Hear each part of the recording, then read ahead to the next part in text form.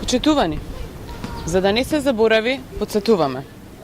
Во 95 година, во време кога Бранко Црвенковски е премиер, Љубомир Фрчковски министер за внатрешни работи, токму на ова место овде се случува атентатот врз тогашниот претседател на Република Македонија Киро Глигоров. Владата на Бранко Црвенковски не направи ништо за да го разјасни обидот за атентат врз претседателот.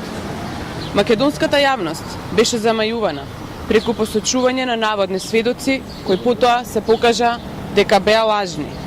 Бараа песок во подрумите наместо да ги бараат атентаторите. Бранко Црвенковски, наместо од министерот за внатрешни работи Љубомир Фрчковски да побера одговорност поради индолентниот однос за разоткривање на сториторите на атентатот, тој само неколку месеци по атентатот го назначи за министер за надворешни работи. Остана до ден денешен нејасно зошто по еден таков неуспех Бранко Црвенковски не го смени министерот за внатрешни работи.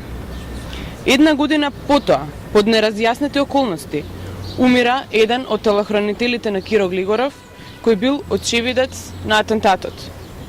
Да подсетиме дека тоа е време кога криминалот и швиртот царуваа, а криминалците се штитени од тогашните власти.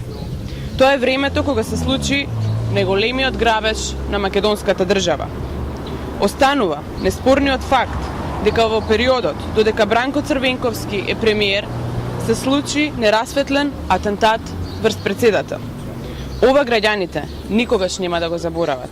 Токму затоа, господине Црвенковски, на изборите на 5 јуни ќе ве казни народот.